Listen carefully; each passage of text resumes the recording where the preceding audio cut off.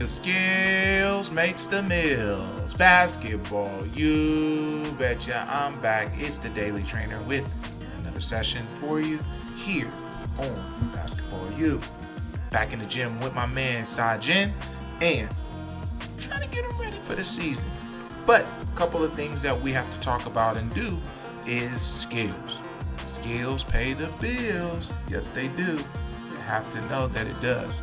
And what I want you to understand is a lot of athleticism is out there, but a lot of skill isn't out there. And so we got to teach those skills.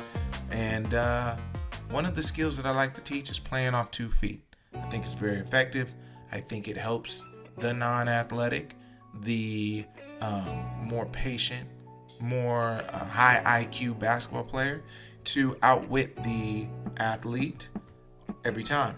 And so today we're just working on playing off 2 feet, making a floater and making that bump to stabilize the defender on the floor.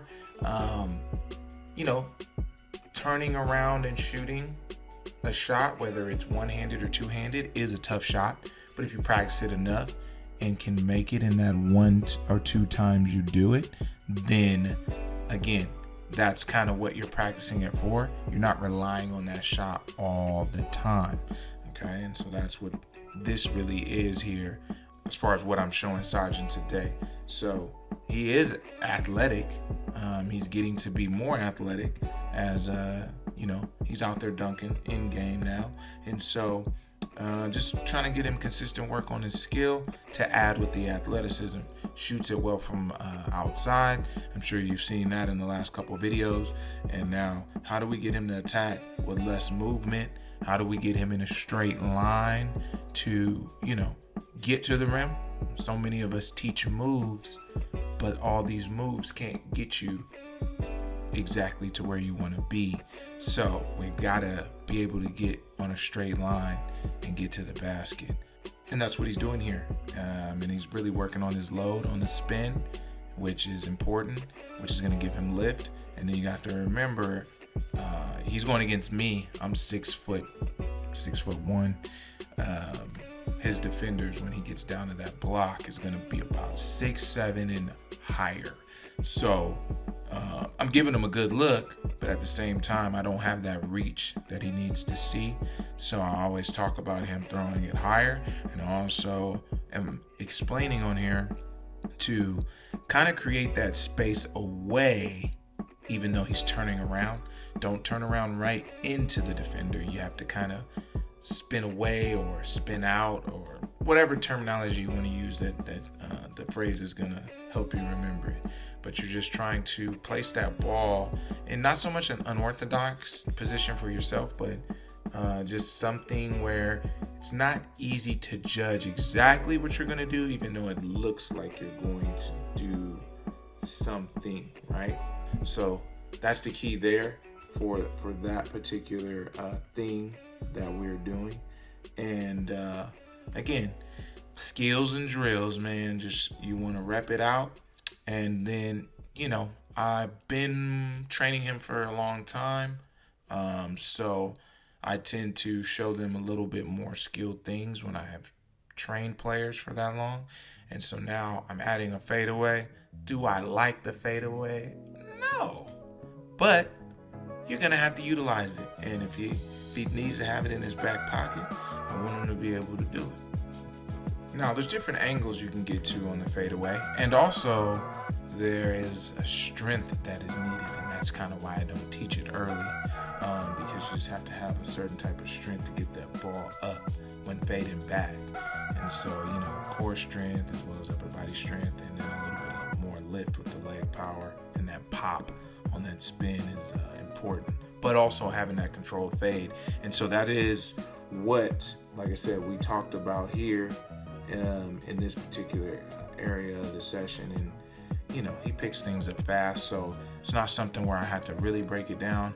I was just more talking details to him so that he understood why it was necessary to do those things that particular way.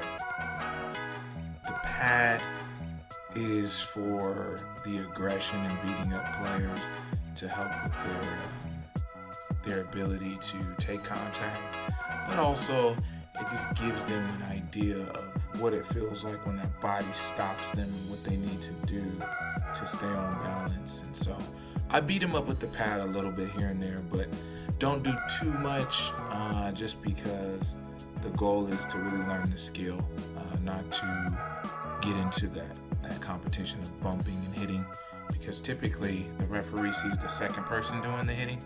So you don't want to be that second person picking up an offensive foul, especially when you get that deep into the key and have an opportunity for a high percentage shot. And then we just talked about what we've talked about before is our separation. There's so many different ways of doing it. Same leg, opposite. It just depends on how fast you're trying to get your shot up. It's depending on how you want to be on balance. All these things matter. So that was the next thing I was talking to him about when it came to scoring on the baseline. I really feel like there's a lot of opportunity on the baseline to score, because there's a misconception of having the baseline as a help defender. And so sometimes we kind of rely on the person to hopefully go out of bounds. And so we play a certain way. We angle the offensive player a certain way. And so I think there's a lot of opportunity to get some buckets on that baseline if you can anticipate what the defender is trying to make you do, right? You can kind of bait them right into making them think that they are controlling you, but in all reality, you're getting to a familiar spot that you worked on. So remember, it's a game of chess, and you just want to move very patiently through everything that you're doing. It's not about being in a hurry. There's speed bursts and going fast, but you don't want to play fast the entire time. It's just very hard to do, and it's hard for your players around you to read exactly what you're doing too, because they're not playing at the same speed you are. All right, so something to consider when you're trying to compare what exactly I'm talking about or what I'm doing. Think of it as a chess player where you are being strategic with every move. And again, as you do one thing on one side, you have to do it on the other. And that is always key in our drills. Even if you're not going to do it, just to have the footwork and the ability to do it always leads you into another move anyway. So that is the ideal thing when it comes to training.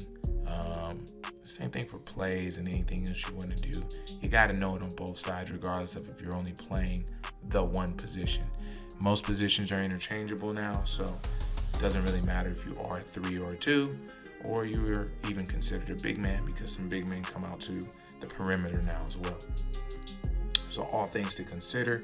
Again, always watch these videos for what they're doing right, what they're doing wrong. As people talk in the comments, somebody may have a good suggestion of what they should be doing, and it's something that I want to take into consideration and help my players be better at. And that's why I'm putting it out there on the internet for people to give me feedback.